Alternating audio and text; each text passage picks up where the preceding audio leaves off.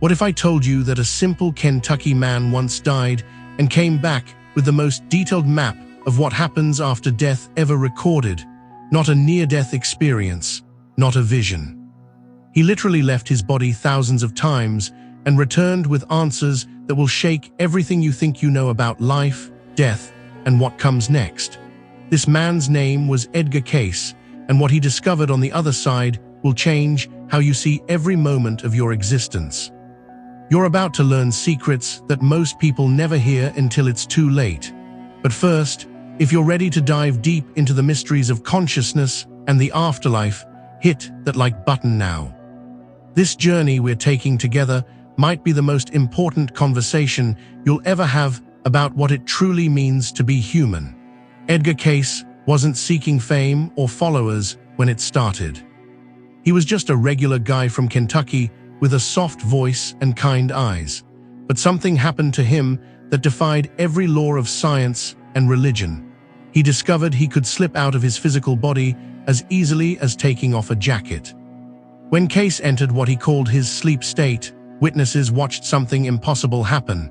His breathing would slow, his body would go completely still, and then his consciousness would simply leave, not metaphorically, literally. He would float above his own body, watching people gather around asking questions, seeing himself lying there like an empty shell. But here's where it gets absolutely mind-blowing. Cayce didn't just hover around the room. He traveled to places that don't exist on any earthly map.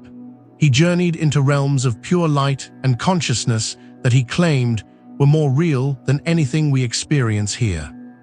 And what he found there will challenge everything you've been taught about death. Imagine this.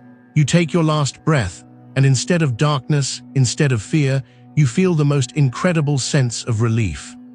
Like you've been carrying a massive weight your entire life, and suddenly it's gone.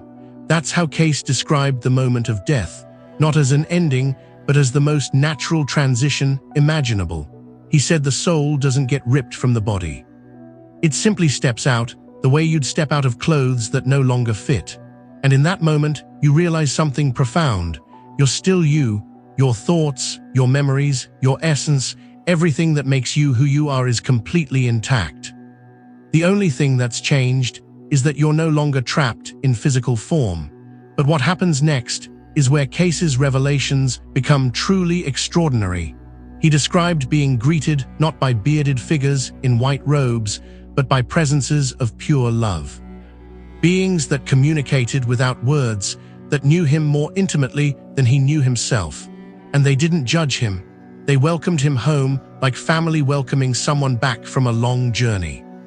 Are you starting to see why this information is so powerful? Drop a comment below if you're feeling something shift in your understanding. Your engagement helps more people discover these life-changing truths. Now, Cayce revealed that what happens immediately after death is what he called the review. But this isn't some cosmic courtroom where you're judged by an external authority. This is something far more profound and, frankly, more terrifying in its honesty. You experience every single moment of your life, but not from your perspective. You feel every emotion you ever caused in another person. Every kindness you showed returns to you magnified. Every harm you caused, you experience from the victim's point of view, not as punishment, but as perfect understanding.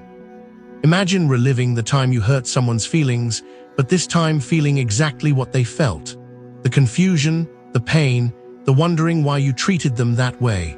Or imagine experiencing the joy you brought someone when you offered an unexpected kindness, feeling their gratitude and relief as if it were your own. This isn't about guilt or shame. Cayce was clear about that. This is about truth, pure, undiluted truth about who you really were when all the masks and pretenses are stripped away. But here's what's absolutely fascinating. Cayce said that souls often resist moving forward after this review, not because they're being punished, but because they become attached to the earth experience. They can't let go of unfinished business, of loved ones, of things they felt they needed to complete. These souls exist in what he called the gray light. Not heaven, not hell, but a kind of waiting room where they remain until they're ready to either move forward or make the choice to return. And yes, you heard that right. The choice to return. This is where Cayce's revelations become almost incomprehensible to our earthly minds.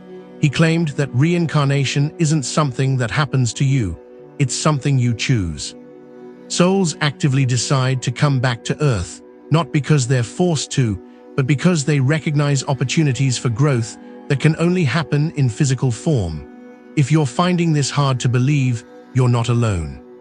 But stay with me, because what Cayce described about how souls choose their next life will blow your mind. He said he witnessed souls in the spirit realm carefully selecting their next incarnation, like planners mapping out a complex project. They choose their parents, their country, their era, even their major challenges and obstacles, not as victims, but as conscious participants in their own spiritual evolution. Think about that for a moment. What if every difficult person in your life, every challenge you've faced, every heartbreak and struggle was something your soul specifically chose, because it knew these experiences would forge you into who you're meant to become? Cayce went even further. He said that souls often choose to incarnate together repeatedly, playing different roles in each other's lives. Your difficult parent might have been your child in a previous life. Your greatest love might have been your sibling. Your worst enemy might be your soul's closest friend, taking on the role of challenger to help you grow.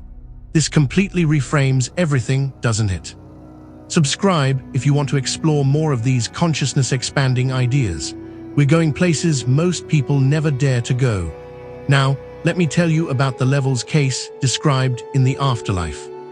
He said consciousness exists in layers, like floors in an infinite building, but you don't get assigned to a floor based on how good or bad you were. You naturally gravitate to the level that matches your inner vibration, your spiritual development. He described realms of pure thought where creation happens instantly through intention, dimensions where souls study and learn without the limitations of physical brains, places of such beauty and harmony that our earthly language has no words to capture them. But the most intriguing part, Cayce said that even in these elevated realms, souls still feel pulled toward Earth, because this physical dimension, with all its pain and limitation, offers something unique. It offers the opportunity to love despite difficulty, to find hope in despair, to discover strength through weakness. In the spirit realm, love is effortless because there's no resistance. But here on Earth, choosing love when everything around you suggests fear, choosing compassion when you've been hurt, choosing forgiveness when you've been wronged, these acts of conscious choice create a kind of spiritual growth that simply can't happen anywhere else. This is why, according to Cayce, even highly evolved souls choose to return to Earth again and again. Not because they're trapped in some cosmic wheel of suffering, but because they recognize Earth as the universe's most intensive training ground for consciousness development. But here's where Cayce's message becomes deeply personal and immediate. He claimed that we don't have to wait until death to access these higher realms of consciousness. The same awareness that allows souls to exist in pure spirit form is available to us right now in these physical bodies. He described techniques for consciously leaving the body while alive, for accessing what he called Akashic records, a kind of cosmic library containing the history of every soul's journey. He demonstrated abilities that suggested our consciousness is far more vast and powerful than we've been taught to believe. And this brings us to perhaps the most important part of Cayce's message. We are not human beings having a spiritual experience. We are spiritual beings having a human experience. And once you truly understand this, everything changes. Your current life isn't random. Your relationships aren't coincidental. Your challenges aren't punishments. They're all part of a carefully orchestrated curriculum designed by your own soul to help you remember who you really are. Comment below if this is starting to make sense to you, if you're beginning to see your life through this larger lens. Your sharing might be exactly what someone else needs to hear today. Cayce also revealed something that might surprise you about what souls discover on the other side. The thing that causes the most regret isn't the mistakes they made or the sins they committed. It's how small they played. How much they underestimated their own capacity for love, for creation, for positive impact. He said souls are often overwhelmed by the realization of how much good they could have done, how much love they could have shared, how much light they could have brought into the world if they hadn't been so afraid, so doubtful, so convinced of their own limitations. This means the biggest tragedy isn't failing. It's not trying. It's not believing in yourself. It's playing it safe when your soul came here to be magnificent. And here's something that will give you chills. Cayce said that many souls, when reviewing their earthly lives, are most moved not by their great achievements or successes, but by the small moments. The time they smiled at a stranger having a difficult day. The encouraging word they offered to someone who was struggling. The moment they chose patience instead of anger. These seemingly insignificant acts of kindness and consciousness create ripple effects that extend far beyond what we can imagine.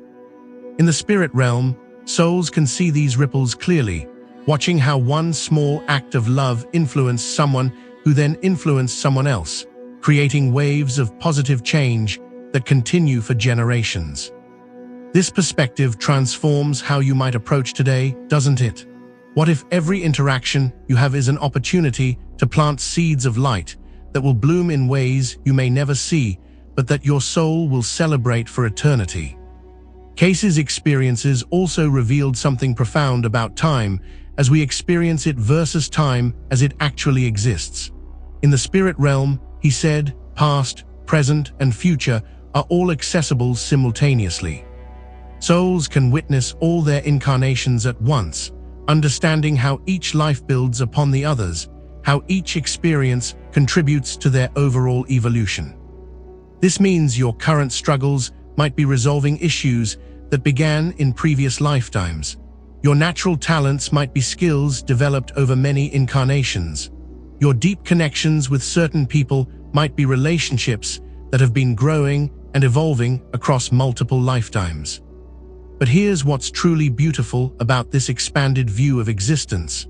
Nothing is ever lost. Every loving relationship, every moment of joy, every breakthrough in understanding becomes part of your eternal essence. Death doesn't end these treasures, it preserves them forever. Share this video with someone who needs to hear this message, someone who's been carrying fear about death or feeling lost about their purpose.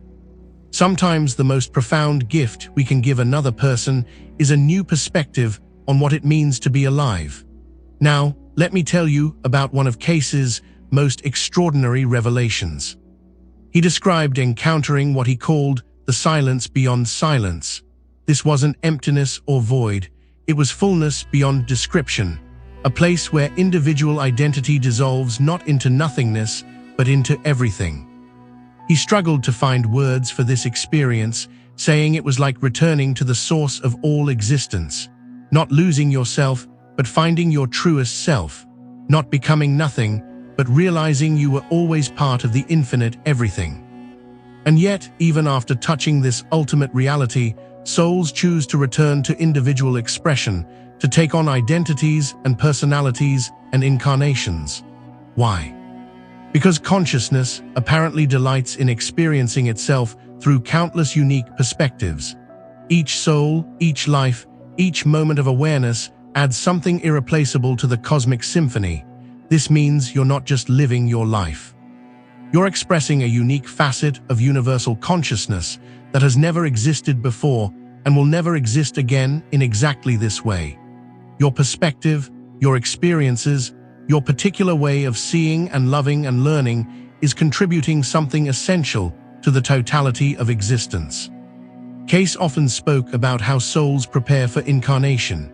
He described a process where they work with spiritual guides to plan the major themes and lessons of their upcoming life. They consider what qualities they want to develop, what karma they want to balance, what gifts they want to share. But here's something crucial. These plans always include multiple pathways. Your soul doesn't lock you into a rigid destiny. It creates scenarios rich with potential for growth, But how you respond to these scenarios, what choices you make, how you evolve, that's entirely up to you. This means you have far more power to shape your experience than you might realize.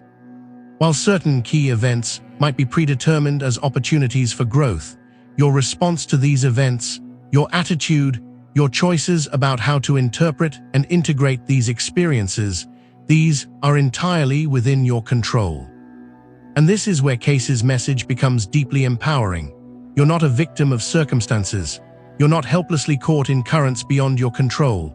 You're a powerful spiritual being who chose to be here, who specifically selected this time, this place, these challenges, because your soul knew you had the strength not just to survive them, but to transform them into wisdom and compassion.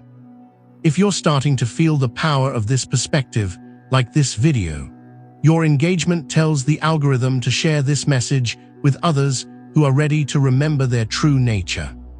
Cayce also revealed that the relationships in our lives often represent soul contracts. We agree before incarnating to help each other learn specific lessons. Sometimes this help comes through love and support. Sometimes it comes through conflict and challenge, but it always comes through connection. This means the people who trigger you the most might actually be your greatest teachers. The relationships that challenge you to grow beyond your comfort zone might be precisely what your soul ordered for this lifetime. Even difficult people in your life might be playing roles designed to help you develop patience, boundaries, forgiveness, or inner strength. But here's the beautiful part. These contracts can be completed through understanding and forgiveness rather than endless struggle. Once you learn the lesson, integrate the growth, develop the quality that the relationship was meant to cultivate, the dynamic often shifts naturally. Sometimes the relationship heals, sometimes it transforms, sometimes it completes itself, and both souls move on to their next learning opportunities. Understanding this can bring peace to relationships that have felt confusing or painful. Instead of asking, "Why is this person in my life causing me so much difficulty?" you might ask, "What is this relationship teaching me? How is it helping me grow? What qualities is it helping me develop?" This shift in perspective often changes everything about how you experience challenging relationships. Now, let me share with you one of Cayce's most comforting revelations about death itself. He said that when souls prepare to leave their bodies, they're often greeted by loved ones who have passed before them, not as ghosts or spirits, but as radiant beings of love who help make the transition gentle and welcoming. He described scenes where grandparents who had died years earlier would appear to help their grandchildren cross over. Spouses would reunite in moments of pure joy and recognition. Children who had passed young would appear as wise, luminous beings to guide their parents when their time came. But these meetings aren't just emotional reunions, they're practical assistants. These loving guides help newly transitioned souls understand their new state, adjust to existence without physical form, and navigate the early stages of their afterlife journey. This means that death, rather than being a lonely journey into the unknown, is actually a homecoming, a return to a community of souls who know you, love you, and have been waiting to celebrate your return to full consciousness. Comment if you find comfort in this vision of death as homecoming rather than ending. Your words might bring peace to someone who's struggling with grief or fear. Cayce also described how souls in the afterlife can still influence and support their loved ones on earth. He spoke of a kind of spiritual communication that happens through inspiration, dreams, synchronicities, and intuitive knowing. While these souls can't interfere with our free will or prevent us from learning our necessary lessons, they can offer guidance, comfort, and encouragement.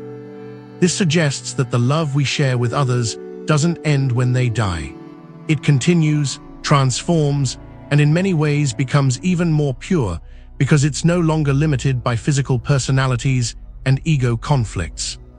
The essence of every loving relationship you've ever had remains alive in the spiritual dimensions, continuing to grow and deepen. And here's something remarkable. Cayce claimed that this communication works both ways.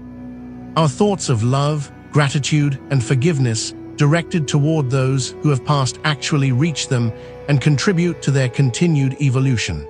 Prayer, he said, isn't just comforting for the living. It actually assists souls in their spiritual journey. This means that healing relationships with those who have died is not only possible, but beneficial for everyone involved. Forgiveness, understanding, and expressions of love directed toward those who have passed can help complete unfinished emotional business and bring peace to both dimensions. Now, let's talk about something that might challenge your current beliefs about spiritual evolution. Cayce revealed that the goal of reincarnation isn't to escape Earth or transcend the physical experience. The goal is to master the art of bringing spiritual consciousness into physical form. He described highly evolved souls who choose to incarnate on Earth not because they need to learn lessons, but because they want to serve. They come as teachers, healers, artists, innovators, and leaders, using their earthly lives to help raise the consciousness of humanity as a whole. This suggests that spiritual advancement doesn't mean leaving Earth behind. It means becoming increasingly effective at expressing divine love, wisdom, and creativity through human experience. It means learning to live as a spiritual being while fully engaged with physical reality. And this has profound implications for how you might approach your current life. Instead of seeing spirituality as an escape from worldly concerns, you might see it as a way of bringing more consciousness, more love, more divine energy into every aspect of your earthly experience. Your job, your relationships, your daily activities all become opportunities to practice being a spiritual being in human form. Every challenge becomes a chance to respond with greater wisdom. Every interaction becomes an opportunity to share more love. Subscribe if you want to continue exploring how to live as a conscious soul in human form. We are building a community of people committed to remembering and expressing their true spiritual nature. Cayce also revealed something fascinating about what he called soul groups. He said that souls often incarnate in clusters, taking turns playing different roles in each other's lives across multiple lifetimes. Sometimes you're the parent, sometimes the child, sometimes the teacher, sometimes the student, sometimes the lover, sometimes the friend. This means the people you feel instantly connected to, the ones who feel like family even when you've just met, might literally be family on a soul level. You might have been loving and supporting each other through countless lifetimes, playing different roles, but maintaining the same essential bond. And this extends beyond just positive relationships. Sometimes souls agree to challenge each other, to play the role of opponent or obstacle, because this kind of resistance helps both souls develop strength, wisdom, and compassion. These challenging relationships are often some of the most important soul connections we have. Understanding this can completely transform how you see the people in your life. That person who irritates you might be a beloved soul friend who agreed to help you develop patience. That person who inspires you might be expressing qualities that you're learning to develop in yourself. But here's where Cayce's teachings become immediately practical. If we're all spiritual beings having human experiences, if we're all part of interconnected soul families learning and growing together, then how we treat others is literally how we treat ourselves on a deeper level. Every act of kindness, every moment of understanding, every choice to forgive rather than attack is actually an investment in your own spiritual development and the evolution of your entire soul group. This perspective can motivate incredible compassion and patience, even in difficult situations. When you remember that you're all students in the same cosmic school, helping each other learn and grow, it becomes easier to respond to conflict with curiosity rather than judgment, with love rather than fear. Now let me share with you one of Cayce's most empowering revelations about human potential. He claimed that the abilities he demonstrated, leaving his body, accessing information from spiritual dimensions, communicating with souls who had passed. These aren't special gifts given to a chosen few. They're natural capacities of consciousness that all humans possess. The reason most people don't experience these abilities is simply lack of development and practice. Just like physical muscles atrophy without use, our spiritual capacities remain dormant without cultivation. But they're always there, waiting to be awakened. This means you have far more power and potential than you've been taught to believe. Your consciousness is not produced by your brain. Your awareness is not limited to your physical senses. Your capacity for knowledge, love, and creation extends far beyond what seems possible from a purely physical perspective. And you don't have to wait until death to access these expanded states of awareness. Through meditation, contemplation, prayer, and various consciousness-expanding practices, you can begin to experience yourself as the spiritual being you truly are while still in physical form. This is perhaps the most practical and immediate application of Cayce's teachings. They're not just descriptions of what happens after death. They're invitations to awaken to your true nature right now, in this life, in this moment. If you're feeling called to explore your own spiritual potential, share this video. Sometimes our willingness to share spiritual truths is itself a step toward awakening our own deeper capacities. Cayce also spoke about what he called the quickening, a time when humanity as a whole would begin to awaken to its spiritual nature. He described this as a period when more and more people would begin to remember their true identity as spiritual beings, when psychic and intuitive abilities would become more common, when the boundaries between physical and spiritual reality would become more fluid. Many people believe we're living in that time now. The explosion of interest in meditation, spirituality, consciousness studies, and alternative healing modalities suggests that humanity might indeed be in the midst of a collective awakening. This means your personal spiritual awakening isn't just about your individual growth. It's part of a larger movement toward a more conscious, compassionate, spiritually aware human civilization.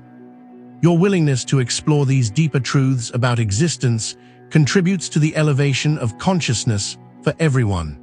And this brings us to perhaps the most important practical application of everything Cayce revealed about the afterlife and reincarnation.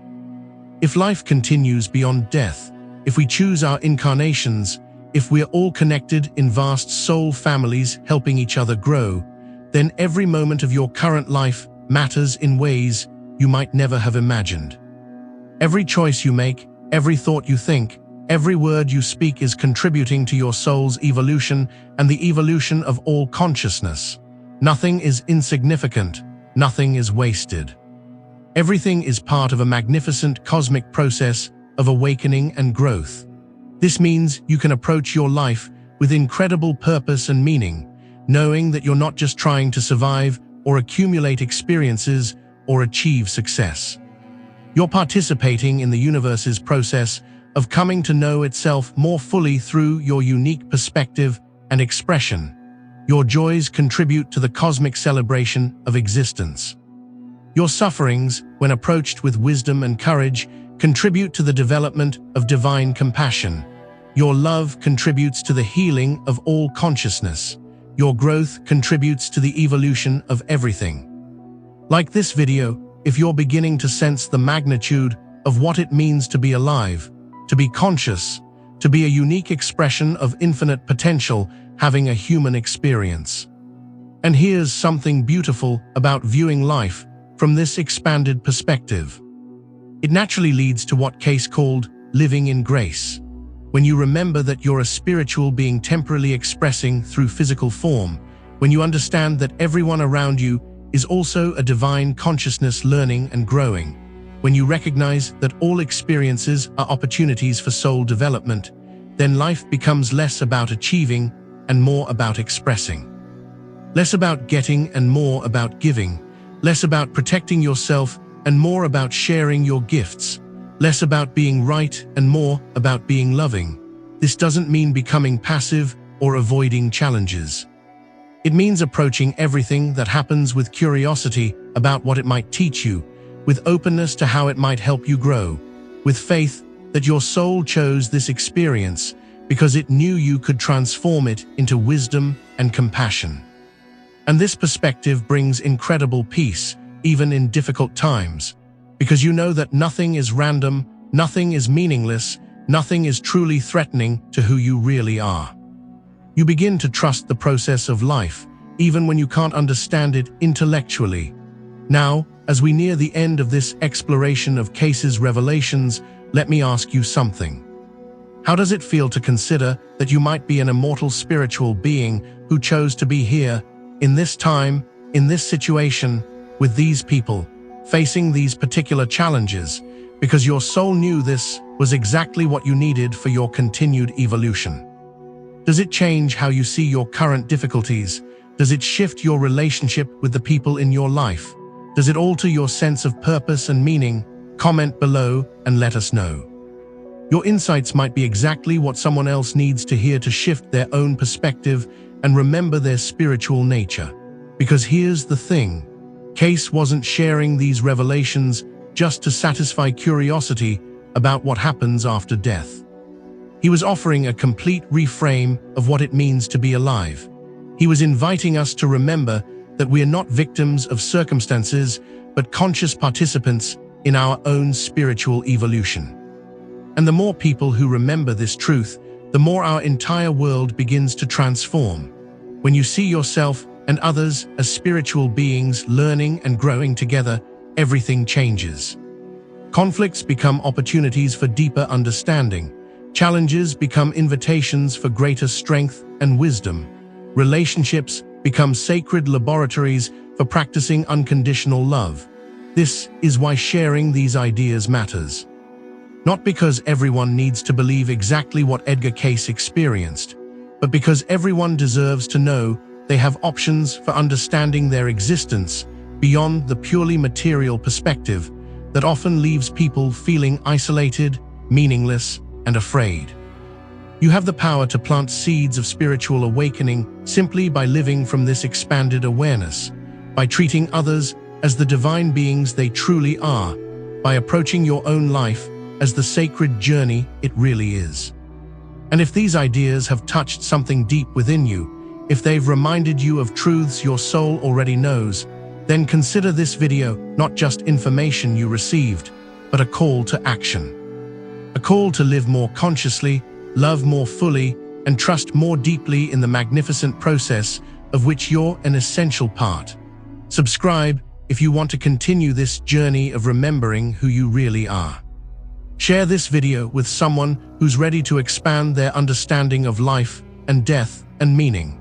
And most importantly, take what resonates with you from these teachings and begin living it.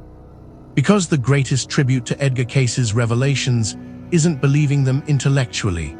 It's allowing them to transform how you experience every moment of your precious human life, knowing that you're an eternal being having a temporary but absolutely meaningful adventure in consciousness.